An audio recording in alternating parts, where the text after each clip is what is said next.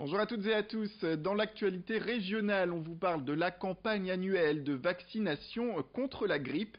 Les pharmaciens sont désormais autorisés à vacciner leurs clients directement dans leur officine. Une nouveauté qui doit permettre de protéger le plus grand nombre. Mais pour une couverture efficace de la population, il faut aussi que ces professionnels de santé soient protégés. Et c'est d'ailleurs le message cette année de l'Agence régionale de santé, puisqu'aujourd'hui, seuls 20% d'entre eux, médecins y compris, sont vaccinés. Plus d'informations sur ce sujet avec le docteur Karine Blancard, interviewée par Idil Gunay. C'est extrêmement important parce que ils peuvent être contagieux avant de déclarer la grippe, voire par souci pour leurs confrères de venir travailler grippés et donc d'être un vecteur du virus pour les patients ou les résidents dans les maisons de retraite. On rencontre des freins, alors ça peut être des freins parce qu'il n'y a pas de service de médecine du travail, mais ça peut être des freins liés à leurs craintes. Ils ont été victimes, comme tout le monde, de la médiatisation des risques, pseudo-risques associés à la vaccination, et ils ont peur pour eux ou pour leur santé. L'actualité en ce mardi, c'est aussi cette solution innovante pour produire de l'électricité. À Comines, au nord de l'île, la ferme du L utilise depuis plusieurs mois un micro-méthaniseur.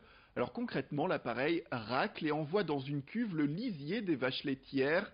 Le processus naturel de méthanisation permet alors de le transformer en courant électrique. Cette unité produit environ 260 000 kWh par an, de quoi fournir de l'électricité à 55 foyers. Vincent Vieillard a rencontré Jean-Paul Decher, l'agriculteur de cette exploitation, qui nous explique les bénéfices de ce système. Le bénéfice aujourd'hui, avec le prêt à déduire et les frais de maintenance, il nous reste 20 000 euros par an. Au bout de 12-14 ans, le bénéfice sera plus important. Et au terme, c'est pour pouvoir produire notre énergie qu'on produit soi-même. C'est-à-dire peut-être consommer le courant qu'on a produit. Et que nos vaches soient autonomes de A à Z. On passe au grand angle de la rédaction. Alors que la saison de la coquille Saint-Jacques a débuté le 1er octobre, nous avons pu embarquer à bord d'un navire spécialisé basé à Boulogne-sur-Mer. Louis Caillé vous montre tout cela. Lundi matin, 4 heures. Au bassin Loubet à Boulogne-sur-Mer, l'équipage du coquilier le Charles de Foucault arrive. Quelques instants plus tard, c'est dans l'obscurité la plus totale que le bateau se dirige vers une zone de pêche à 1h30 du port. Le temps de s'y rendre, une partie de l'équipage s'endort avant de démarrer une très longue journée. C'est une zone qu'on a travaillée en tout début de saison, qui était assez riche, on va dire. Donc, on va redémarrer là. On va essayer là pour commencer. Les marées, ont changé, il y a moins de courant, donc on va essayer là-bas. Arrivé sur site, c'est le moment pour Luc Ramé de mettre à l'eau les 16 filets métalliques, des dragues, en espérant remonter un maximum de coquilles Saint-Jacques. On a ralenti pour mettre les dragues dehors, là j'accélère. Le temps que les dragues ils se mettent bien en place à la surface de l'eau, puis on va filer les câbles. On va essayer de le traîner 1h30. Après on traînera moins, après ça sera 1 heure à peine. Là c'est parti là. Allez, on va larguer là-bas.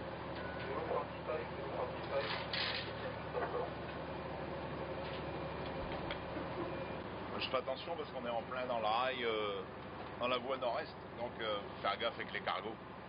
Pêcher la coquille Saint-Jacques, c'est un peu partir à l'aventure avec beaucoup d'incertitudes. Car même après 30 années à pêcher, rien ne garantit au capitaine que les coquilles sont là.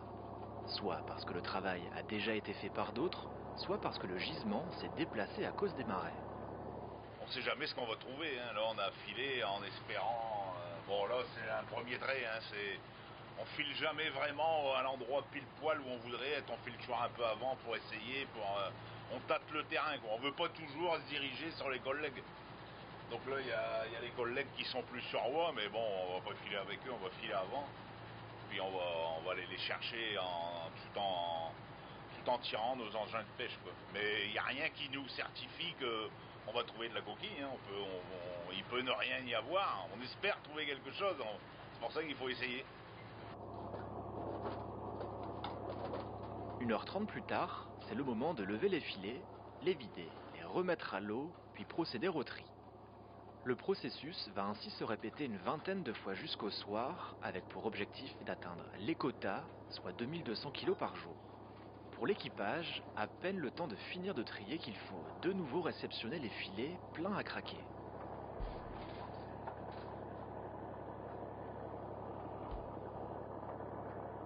Pendant notre reportage, le Charles de Foucault a traîné ses filets exclusivement dans les eaux françaises.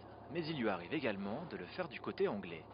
En cas de Brexit dur, les Britanniques pourraient interdire aux bateaux étrangers d'accéder à ces eaux, ce qui ne rassure pas les pêcheurs. Ah bah oui, on a des craintes parce que aussi bien pour nous que pour les chalutiers. Hein, le poisson, on est dans des zones de migration. Le poisson, il y a des années où on le pêche plus. C'est comme pour la coquille, il y a des années où on le pêche plus du bord anglais. Et de ce fait-là, bah, si on ne peut plus accéder aux eaux britanniques, forcément que ça fait peur aux pêcheurs, c'est normal. Hein. Après 18 heures en mer, retour au port de Boulogne pour décharger et stocker les 60 caisses de coquilles qui seront vendues à la criée au petit matin. De notre côté, c'est l'heure de rentrer et d'aller se coucher après 24 heures à rester éveillé. Il est 2 heures du matin et l'équipage, lui, repart pour une journée de pêche. Voilà, c'est la fin de cette édition. Merci à toutes et à tous de nous avoir suivis. Restez avec nous, l'information continue toujours sur votre chaîne avec tout de suite vos prévisions météorologiques complètes, sans oublier un point sur les stations essence les moins chères dans la région. Quant à nous, on se retrouve au prochain quart d'heure avec un nouveau flash et de nouveaux titres.